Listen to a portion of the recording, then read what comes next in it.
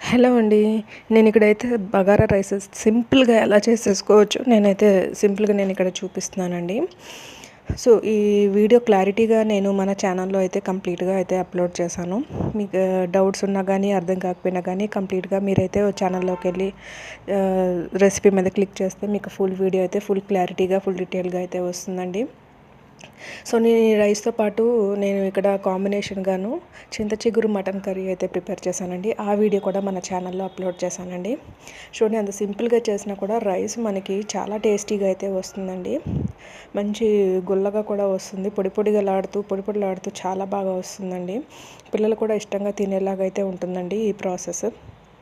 చూడండి రైస్ ఎంత బాగా వచ్చిందన్నది మీకు ఇక్కడ వీడియోలో కనిపిస్తుంది కదా.